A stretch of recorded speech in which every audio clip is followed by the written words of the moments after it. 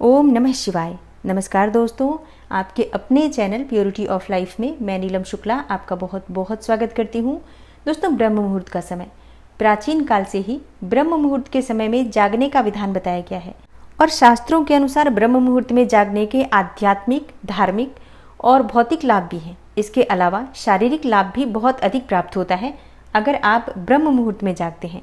शास्त्रों में ऐसा कहा गया है कि ये समय यानी कि ब्रह्म मुहूर्त का समय भगवान की आराधना करने के लिए, आध्यात्मिक उन्नति के लिए और ईश्वर में अपना मन लगाने के लिए, ईश्वर की प्राप्ति के लिए अत्यंत श्रेष्ठ समय होता है।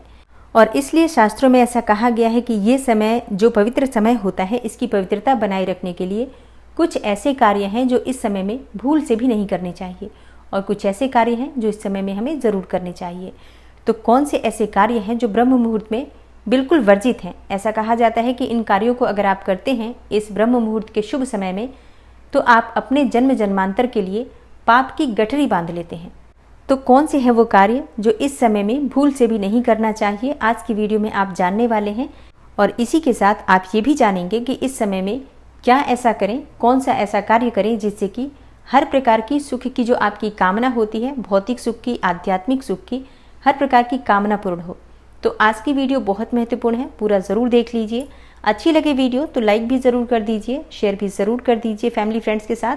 और चैनल पर पहली बार आए हैं, अगर अभी तक आपने चैनल को सब्सक्राइब नहीं किया है तो आज की वीडियो अगर आपको अच्छी लगे तो चैनल को सब्सक्राइब करके बेल आइकन को ज़रूर प्रेस कर लीजिए।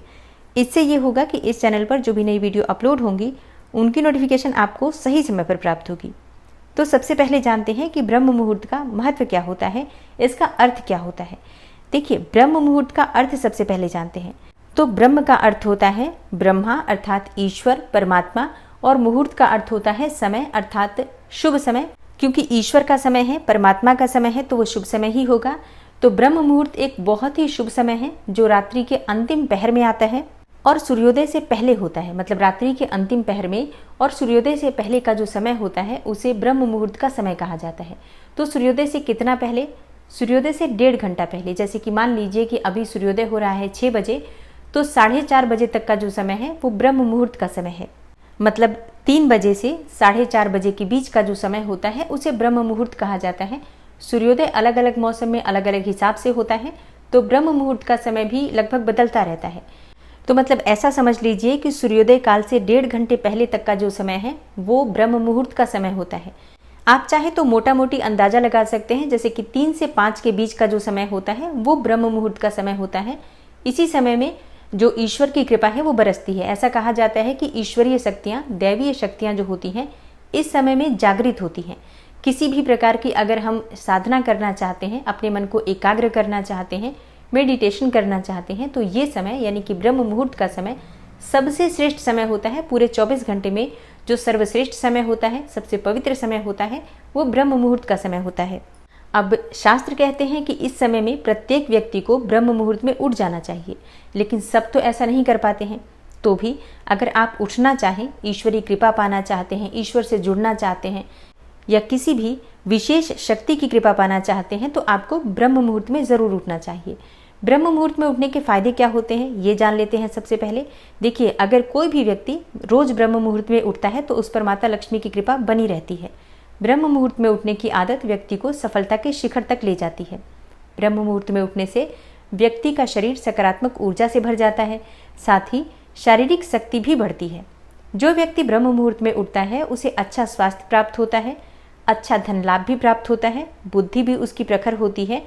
और इसके साथ ही अगर आप शिक्षा प्राप्त कर रहे हैं, मतलब अगर आप विद्यार्थी हैं, ज्ञान की प्राप्ति की कामना है, तब तो आपको ब्रह्म मुहूर्त में ज़रूर उठना चाहिए।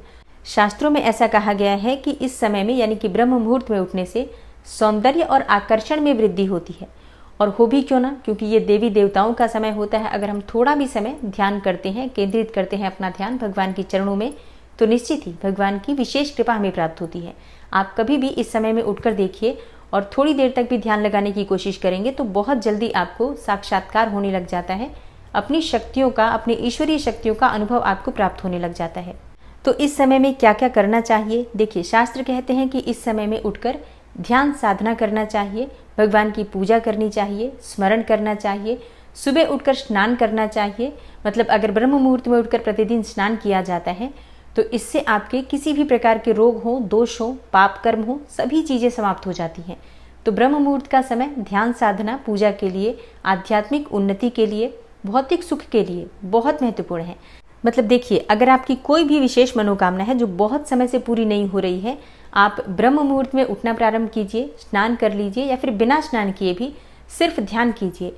मतलब शुद्ध होकर एक स्थान पर बैठ जाइए और सिर्फ चुपचाप किसी भी देवी देवता का, जिसमें भी आपकी आस्था है, उनका मन में ध्यान कीजिए, मानसिक रूप से उनका चिंतन कीजिए।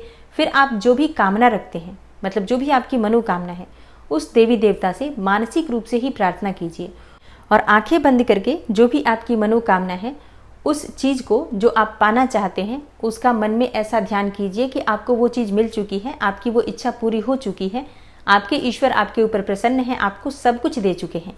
इस प्रकार से मन में आपको सकारात्मक सोच के साथ प्रतिदिन ब्रह्म मुहूर्त में करना है। अगर आप नियम पूर्वक इस कार्य को करना प्रारंभ करते हैं तो कुछ ही समय में आपकी मनोकामना पूर्ण हो जाती है।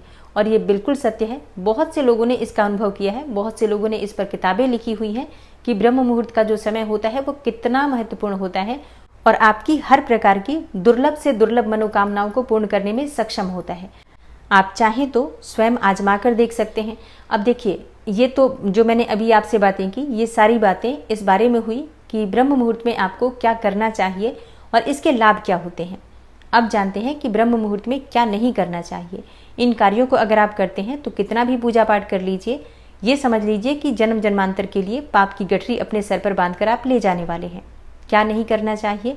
देखिए, ब्रह्म मुहूर्त में कभी भी भोजन नहीं करना चाहिए। अब आप कहेंगे ब्रह्म मुहूर्त में उठकर कौन भोजन करता है? देखिए, बहुत से ऐसे लोग हैं जो कि रात्रि के किसी भी पहर में उठते हैं, फ्रिज खोलते हैं और खाने लग जाते हैं लेकर कुछ भी। ये कार्य ब्रह्म मुहूर्त में या अर्धरात्रि में 12 बजे के आसपास भी नहीं करना चाहिए। और अगर आपकी ऐसी आदत है कि आप रात्रि के किसी भी पहर में कुछ भी उठाकर खाने लग जाते हैं तो इसे स्वास्थ्य की दृष्टि से बहुत ही नुकसानदेह माना गया है। यह आदत बिल्कुल भी ठीक नहीं है। ऐसा करने से आप कई बीमारियों के चपेट में आ सकते हैं।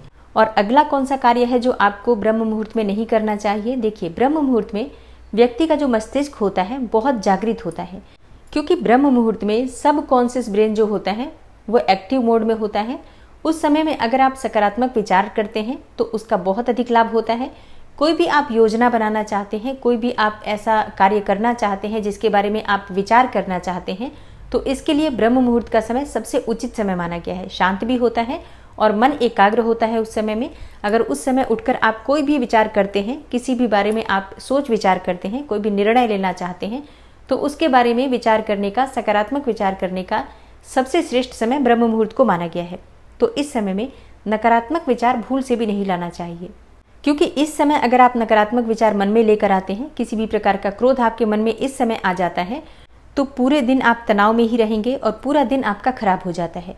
इसलिए इस समय में किसी भी प्रकार के क्रोध और तनाव से बचने का प्रयास कीजिए। कोई भी नकारात्मक विचार ब्रह्म मुहूर्त में भूल से भी मत लेकर आइए मन में।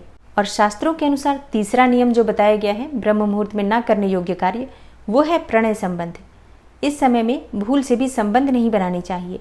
ये समय बहुत पवित्र होता है, इसलिए इस समय में अगर आप संबंध बनाते हैं तो आयुर्वेद की दृष्टि से भी ब्रह्म मुहूर्त का समय सही नहीं माना जाता है।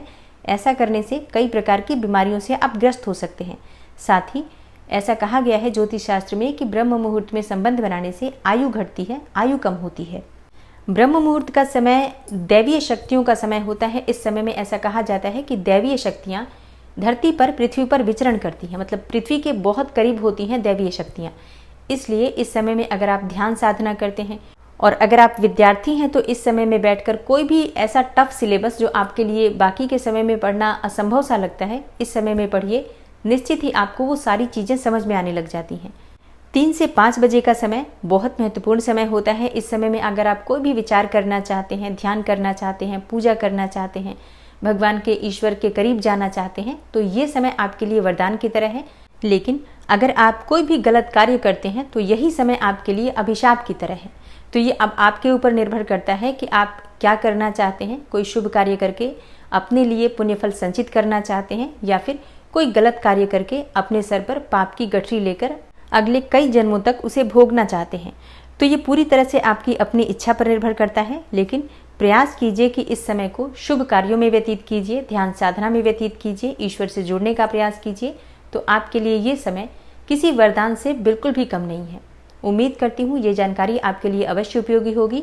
इसी तरह की वीडियोज आप आगे देखना चाहते हैं तो चैनल से जुड़े रहिए ताकि सभी जानकारी आपको सही समय पर प्राप्त हो।